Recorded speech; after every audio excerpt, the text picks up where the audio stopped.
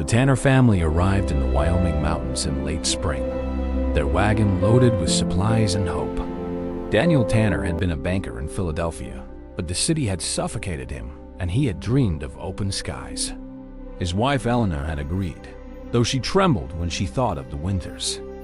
Their children, 12-year-old Samuel and 8-year-old Grace, had never seen a mountain before. They ran through the meadows, laughing, picking wildflowers, believing that this new life would be an adventure. Daniel built a cabin with his own hands, and Eleanor planted a garden. For a few months, they were happy. Then autumn came, and the mountains showed their teeth. The wind turned cold, the days shortened, and the first snow fell earlier than anyone had warned. Daniel had not cut enough wood. Eleanor had not stored enough food. The children grew pale and thin, and the family began to realize that the wilderness did not care about their dreams. On the night of the first blizzard, a knock came at the door. Daniel opened it to find a woman wrapped in furs, her face hidden beneath a hood. She did not speak, but she stepped inside as if she belonged there. Eleanor looked at her, and something in her chest tightened. There was something familiar about this stranger. She built their fire higher, showed them how to seal the windows, and cooked a meal from supplies they did not know they had. She moved through the cabin like she had lived there for years. The children watched her with wide eyes, and Daniel found himself staring. When he asked her name, she pulled back her hood. "Sarah," she said. "Sarah Cross. I've been living in these mountains for 10 years. Eleanor dropped the pot she was holding. Sarah Cross had been her best friend in Philadelphia, a woman who had disappeared without a trace a decade ago. A woman who had been in love with Daniel before Eleanor had ever met him. Daniel went pale. He had known Sarah, had courted her briefly before she vanished. He had never told Eleanor. He had buried that memory, convinced himself it did not matter. But here she was, standing in his cabin in the middle of a blizzard, looking at him with eyes that held 10 years of loneliness.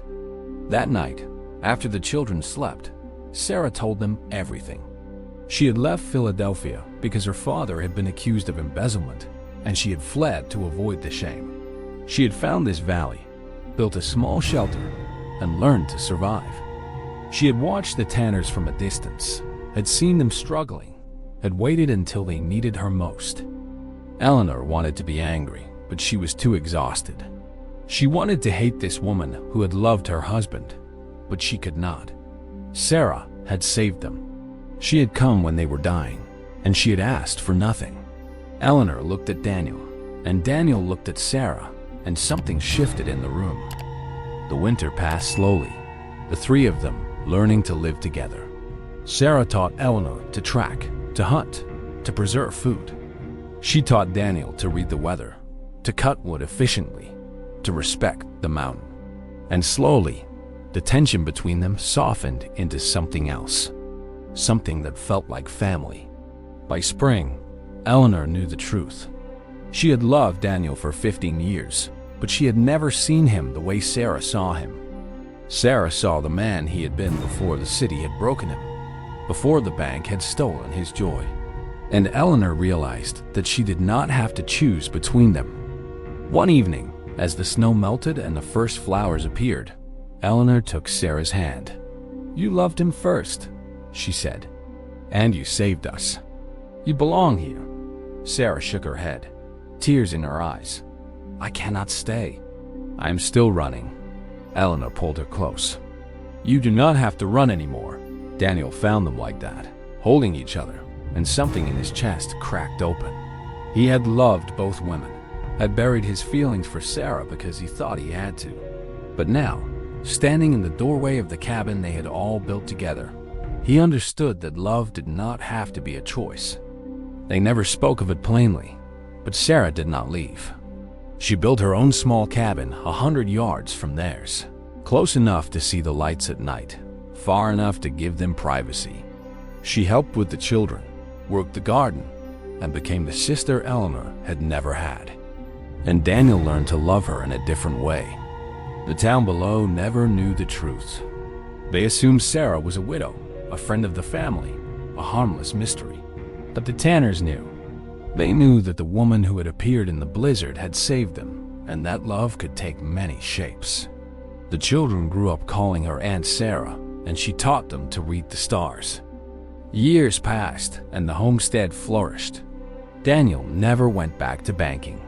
Eleanor became strong and weathered, her hands calloused from work.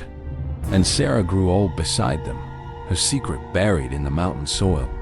On the night of their 10th year in Wyoming, the three of them sat on the porch, watching the sunset. "Do you remember the blizzard?" Eleanor asked. Sarah nodded, her silver hair catching the light. "I remember thinking you would turn me away." Daniel laughed, a sound that still surprised him. "We were too cold to turn anyone away." They sat in silence, three people who had been shaped by loss and love.